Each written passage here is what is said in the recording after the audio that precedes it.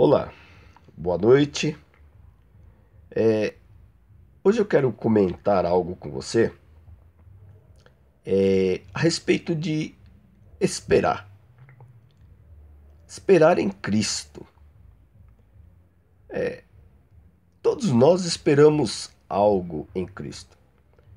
Antes de eu ler um trecho da palavra de Deus, quero contar-se uma experiência que eu tive há alguns anos atrás. Certa feita, após a ministração da palavra na igreja, quando o culto se encerrou, eu me dirigi para a porta. E ao chegar na porta, eu olhei para o céu e disse: "Oh Jesus, volta logo." Uma irmã que estava do meu lado prontamente me repreendeu e disse assim: "Pastor, não pede para Jesus voltar logo não, porque eu ainda não comprei a minha casa." Amados, eu disse a ela: "Mas irmã, é mais importante para você comprar uma casa ou ter Jesus vindo buscá-la?" Olha, amados, aquilo ficou gravado na minha mente e me chamou muita atenção. Como que as pessoas, nos dias de hoje, elas estão voltadas para as coisas temporais, ou seja, as coisas que fazem parte deste mundo. O ter, o possuir, o conquistar, o realizar, o ser. Parece que essas coisas são tão importantes para as pessoas que eu tenho visto assim muitas pessoas entrarem por um caminho que não é o caminho que Deus escolheu, que Deus determinou. O propósito de Deus, será que o propósito de Deus em enviar o seu filho para ser pregado no madeiro foi para que nós esperássemos nele somente nas coisas desse mundo, nas coisas temporais, na casa, no carro, no dinheiro, no trabalho, na conquista, nas realizações, no casamento, nas coisas que nos satisfaz, que nos preenche? Será que o propósito de Deus foi esse? Será que o desejo de Deus em dar o seu filho para ser pregado na cruz foi esse? É lógico que não. O propósito de Cristo pregado no madeiro foi para nos salvar, porque nós estávamos perdidos. Nós estávamos destinados à condenação, à morte eterna. E Deus enviou o seu Filho para nos remir, para nos trazer redenção, salvação, e não nos fazer entender que hoje Deus tem que fazer tudo o que nós queremos. Quantas pessoas estão achando que podem manipular a Deus?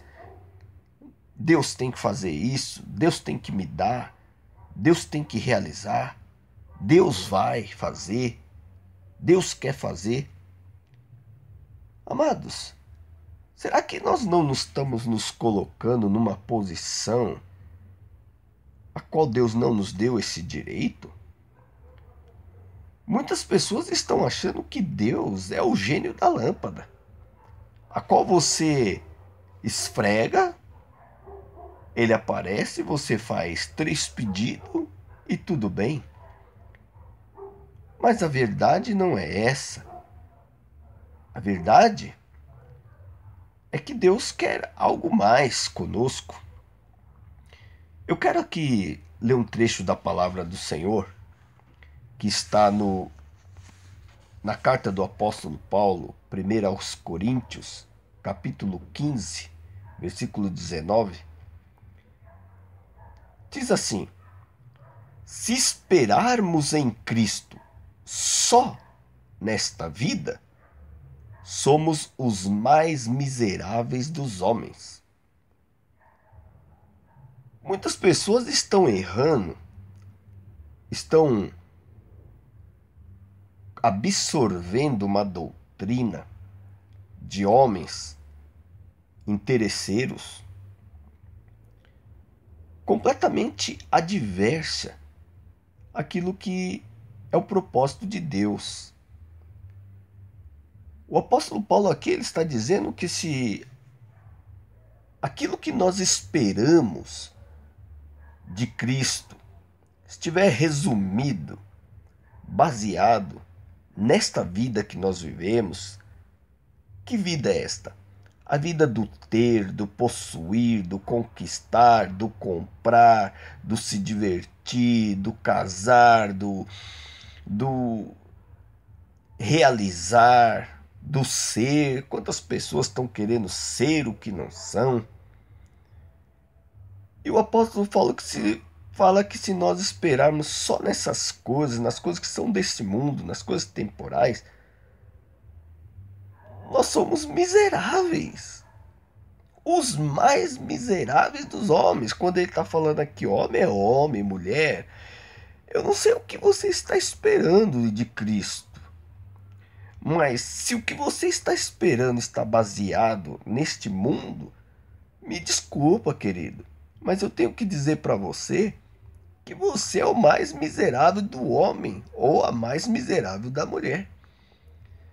Porque o propósito de Deus não é esse. O propósito de Deus não é te dar casa. O propósito de Deus não é te dar carro. Não é te tornar rico. Tem homens aí pregando que você vai ser rico. E é uma doutrina de Balaão. O propósito de Deus não é esse. Isso seria muito pouco para que alguém morresse na cruz. Aleluia. Isso seria muito pouco para que alguém derramasse o teu sangue, fosse humilhado, recebesse uma coroa de espinho, fosse cuspido, esbofeteado. Seria muito pouco. Há um propósito muito maior. É o propósito de remir a sua alma. Há um propósito de te salvar do fogo eterno, da condenação que o pecado nos traz. Porque a Bíblia diz que o salário do pecado ele é a morte. Morte espiritual, separação do homem de Deus. E Deus não quer nos ver separado dele. Então, meu amado, eu quero dizer para você que Jesus, ele pode te dar muitas coisas, ele pode realizar muitas coisas na sua vida, desde que as realizações estejam em conformidade com a vontade dele. Porque não é a nossa vontade que tem que ser estabelecida.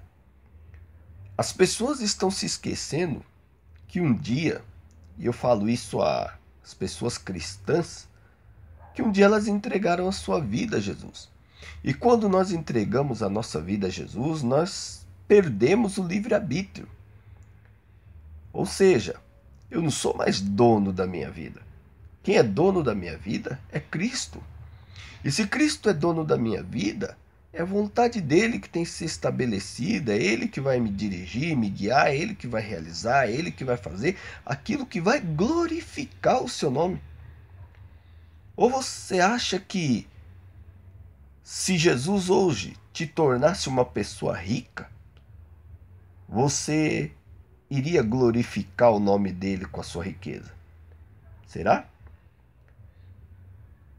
Será que neste momento você não estaria viajando, desfrutando daquilo que você acha que é bom para você? Não que isso não seja, digamos, justo. Não. Eu não estou generalizando. Há muitas pessoas que são ricas, que têm um compromisso com Deus muito forte, muito íntimo. E há outras que nem querem saber de Deus.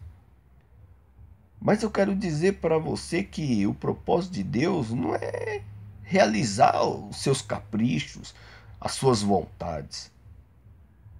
Não, o propósito de Deus é te salvar. Agora, Jesus, certa feita, ele diz que se nós buscarmos o reino dos céus e a sua justiça, ele diz, estas coisas vos serão acrescentadas. Quais são estas coisas? O texto está falando a respeito de alimento, vestuário. Ele diz que as aves do céu não trabalham, mas o vosso Pai as alimenta. Ele diz que os lírios dos campos também não fiam, mas nem mesmo Salomão se vestiu como um deles. Então Jesus está falando a respeito de vestuário e alimento, que ele cuida, que ele supre. A cada dia, a cada manhã. Quando nós buscamos a face do Senhor, desvirtuado dessa intenção de reivindicar de Deus qualquer coisa. Quem somos nós? O caco se dirigindo ao Criador, ou a criatura se dirigindo ao Criador, reivindicando alguma coisa. Quem somos nós?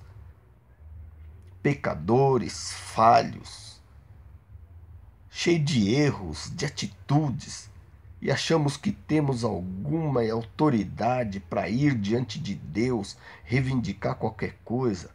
Olha, meu querido, foge desse tipo de doutrina, porque isso desagrada o nosso Deus. Tudo que você recebe, tudo que você tem, tudo que você possui, tudo que você é por causa da misericórdia, da bondade de Deus. E todas essas coisas na sua vida têm que glorificar o nome de Deus. Aliás, quando Deus nos dá algo, Ele não nos dá para nós nos gloriarmos. Não pensa que é teu. Ele te deu para você administrar. É a sua casa, que você fala, minha casa, ela não é tua. Ela é de Deus. A sua família não é tua. Ela é de Deus. O seu trabalho não é teu, é de Deus. E todas as coisas pertencem a Ele, são dele, para a glória dele. E nós somos mordomos dele. E podemos ser fiéis e infiéis. E eu vejo muitas pessoas fazendo campanhas e mais campanhas e mais campanhas. Um bando de crentes desesperados. Me permita falar assim. Um bando de crentes desesperados. Porque acham que o fato de fazerem campanhas e mais campanhas e mais campanhas é 7 voltas da virada, é 7 noites da bênção, é 7 noites da vitória. Tanto 7, 7, 7, 7. E elas acham que isso agrada a Deus, que é o propósito de Deus. Meu querido, Deus para te abençoar não precisa de artifício ou da tua ajuda. E nem do teu sacrifício. Você está enganado. Você está enganada. Jesus disse, errais por não conhecer as Escrituras. Quantas pessoas estão fazendo votos? Quantos líderes estão ensinando a sua igreja a fazer votos. Mas olha o que a palavra diz no livro de Eclesiastes, no capítulo 5, versículo 5. Diz assim: melhor é que não votes do que votes e não pagues. Não consintas que a tua boca faça pecar a tua carne, nem digas diante do anjo que foi erro. Por que razão se iraria Deus contra a tua voz e destruiria a obra das tuas mãos? Então a palavra, amado, não sou eu que estou dizendo, é a palavra de Deus. A Bíblia que você leva para a igreja, ela está dizendo para você que é melhor você não voltar, não fazer votos. Porque se você fizer um voto, você vai estar obrigado a cumpri-lo. Porque a Bíblia está dizendo que é melhor não voltar do que voltares e não pagares. Em outro trecho da palavra diz que Deus não se agrada de sacrifício de tolo. Você faz um voto. E se por algum acaso você não conseguir cumprir esse voto, ou você deixar falhar com esse voto, o texto está dizendo aqui: não consintas que a tua boca, aquilo que proceder da sua boca, eu vou fazer, Senhor, eu vou fazer isso, eu vou fazer isso para Deus. Ele está dizendo, não consintas que a tua boca faça pecar a tua carne. Então, amado, você não precisa fazer votos para conquistar bênçãos. Não. Bênçãos são consequências. Você sabia disso? As bênçãos de Deus, as benéfices de Deus, são consequência da vida que nós temos com Ele e consequência da misericórdia dele. Um outro trecho da palavra de Deus nos fala a respeito do jejum. As pessoas estão jejuando para comprar carro. Estão jejuando para comprar casa. Eu estou para comprar uma casa, eu vou fazer um jejum porque eu preciso comprar casa. Estão jejuando para casar. Amado, o propósito do jejum não é esse. Não. Aliás, as pessoas não estão sabendo o que é jejum. Porque elas acham que jejum é ficar sem comer, sem beber, constrangendo a sua alma, a sua carne. E isso é abominável diante de Deus, sim. Mas pastor, todo mundo jejua, as igrejas ensinam a jejuar, mas não ensina o jejum que agrada a Deus, porque o jejum que agrada a Deus está no livro do profeta Isaías. Vamos ler aqui no livro do profeta Isaías, no capítulo 58. Você pode acompanhar aí na sua Bíblia e você vai chegar a uma conclusão. Quantas coisas que você está fazendo, achando que está fazendo para a bênção, mas elas estão trazendo, às vezes, até maldição na sua vida. Olha só no livro do profeta Isaías, capítulo 58, a partir do versículo 5. Seria este o jejum que eu escolheria? Que o homem um dia aflinja a sua alma, que incline a sua cabeça como junco e estenda debaixo de si saco e cinza? Chamarias tu isto jejum e dia aprazível ao Senhor? Porventura não é este o jejum que escolhi? Agora Deus vai falar qual é o jejum que agrada a Ele. Que soltes as ligaduras da impiedade, que desfaças as ataduras do jugo, e que deixes livres os oprimidos, e despedaces todo o jugo.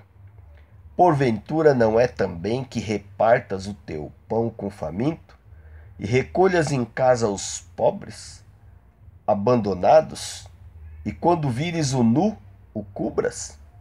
e não te escondas da tua carne, então romperá. Agora, amado, esse jejum que Deus está falando, ele tem recompensa. Olha o versículo 8. Aí sim, amado, você vai receber bênçãos que você não vai nem imaginar, que nem passou pela sua cabeça. Olha só o versículo 8. Então romperá a tua luz como a alva, e a tua cura apressadamente brotará, e a tua justiça irá diante de ti, e a glória do Senhor será a tua retaguarda. Então clamarás, e o Senhor te responderá. Gritarás, e ele dirá: eis-me aqui. Se significa condição. Aí ele diz: se tirares do meio de ti o jugo, o estender do dedo e o falar iniquamente. Olha, amado, estender do dedo. O que Deus está falando aqui? Deus está falando: eu não preciso da tua ajuda. Eu não preciso que você tente me dar uma ajudinha para te abençoar. As pessoas estão fazendo tanto sacrifício, amado.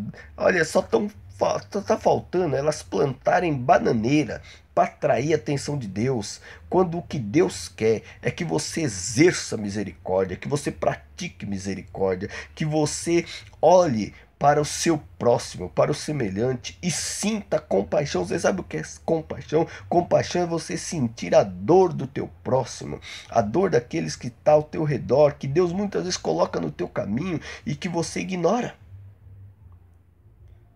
Deus muitas vezes coloca no teu caminho para você ajudar e você ignora. Essas coisas atraem a atenção de Deus. O apóstolo Paulo foi bem claro. Ainda que eu falasse a língua dos homens e dos anjos, se eu não tivesse amor, nada seria. E ele não está falando desse amor mentiroso, esse amor que as pessoas dizem que ama, mas não ama. Ele está falando de um amor a ponto das pessoas sentir a dor, sentir na sua própria carne a dor do próximo. Sim. Você ser capaz de pegar da sua melhor comida e repartir com alguém. Pegar sua melhor roupa dentro do seu guarda-roupa. Seu guarda-roupa que está abarrotado de roupas que você não usa, você pegar melhor e doar a ela a alguém que precisa. Você adotar alguém para ajudar, mas alguém necessitado, e não saber a sua mão direita o que fez a esquerda. Porque o próprio Jesus diz que quando nós damos uma esmola, não deve a nossa mão direita saber o que fez a esquerda. E ele continua aqui no versículo 10, dizendo assim: e se abrires a tua alma ao faminto e fartares a alma aflita, então a tua luz nascerá nas trevas, e a tua escuridão será como o meio-dia. Você está vendo? Esse é o jejum que agrada a Deus. Versículo 11 ele diz assim: e o Senhor te guiará continuamente e fartará a tua alma, tá vendo? Em lugares áridos e fortificará os teus ossos, e serás como um jardim regado e como um manancial cujas águas nunca faltam. Então, queridos, você está entendendo? Ele vai te fartar. Ele vai te colocar diante de você coisas que você nem imaginou que você receberia. Sim, mas quando você cumprir a vontade dele, quando você deixar de ir após doutrinas que não são doutrinas de Deus, Deus não mandou ninguém fazer sacrifícios, porque o sacrifício Jesus já fez. E ele fez um sacrifício por um propósito. O propósito era nos salvar. Quando você jejuar, quando você afligir a sua alma, quando você ficar sem comer, quando você fizer um voto, saiba de uma coisa, meu querido. Isso está mais desagradando a Deus do que agradando. Porque melhor seria que você tirasse um dia e fosse fazer caridade. É. Tira um dia, tira alguns minutos, algumas horas do seu dia, porque nós estamos vivendo uma vida que não há mais tempo para Deus, para as coisas de Deus, para as coisas que são necessárias. Aliás, Jesus disse assim: trabalhai não pela comida que perece, mas sim pela comida que permanece, ou seja, trabalhar pela causa dele. Quando nós trabalhamos pela causa dele, amado, ele se responsabiliza por aquilo que é necessário para a nossa vida. E nem sempre, amado, ele vai realizar aquilo que nós queremos. Algumas vezes Jesus pode até fazer, mas ele não tem essa obrigação. Porque o melhor de tudo, ele já nos deu. Eu quero deixar essa palavra para você nessa noite. Faça uma análise. Atrás do que você está correndo? Será que você não está correndo atrás do vento? Será que o teu tempo, a tua vida não está sendo gasta em conquistar, em possuir, em ter? Olha, amado, a qualquer momento Jesus pode voltar. E tudo vai ficar aqui. Tudo vai perecer. As coisas deste mundo são passageiras. Certa feita, Jesus contou um caso. Ele disse assim, que um homem, ele tinha muitos bens. E ele disse assim: olha, eu vou derrubar os meus celeiros, vou fazer celeiros maiores e vou ajuntar todos os meus bens dentro do celeiro. Depois disso, eu vou dizer à minha alma: alma, goza de tudo que eu conquistei. Mas alguém disse a ele: louco, esta noite pedirão a sua alma. Querido, nós não sabemos que momento, qual é a hora que nós vamos partir deste mundo. Qual a hora que nós vamos dormir o sono da morte. Então, pare de se preocupar demais com esta vida cotidiana, essa vida rotineira, trabalhar, trabalhar, trabalhar, comer, comer, comprar, comprar, possuir, ter. As pessoas, elas estão consumistas. Não, amado.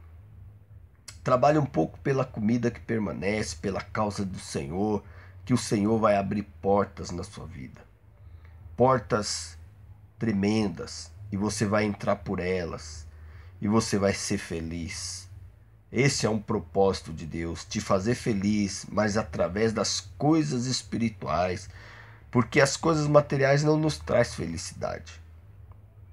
Ela traz uma alegria momentânea. Você já percebeu que a criança, quando ela é criança, o sonho dela é ter a bicicleta.